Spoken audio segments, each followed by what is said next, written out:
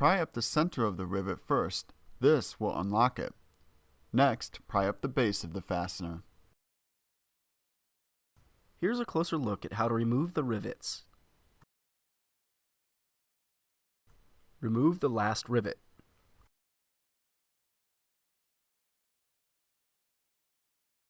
Remove the bolts that secure the housing by turning them counterclockwise. Here's a closer look at the bolts you need to remove.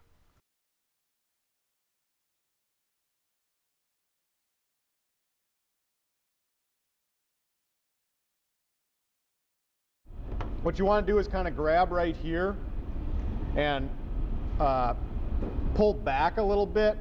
You can see it'll give us some room here, and then you can slide this housing out here.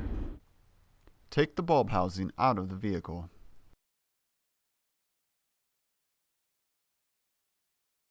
Disconnect the bulb housing. Pry up the tab and pull the connector to release the bulb housing. Now you can replace your housing with a new one. Push the connector straight in to connect the bulb housing. Reinsert the bulb housing into the vehicle.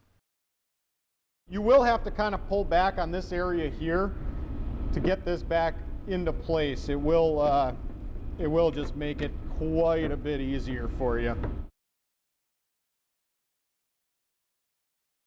Replace the bolts that secure the housing by turning them clockwise.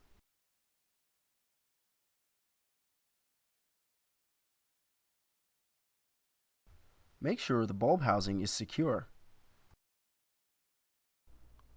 Align the grille with the body of the vehicle before securing it. It's important to make sure it's set properly, otherwise it won't attach correctly. Pull up the center of the rivet first, then insert the base of the rivet into position. Finally, push down on the center of the rivet to lock it in place. Make sure the assembly is tight and secure.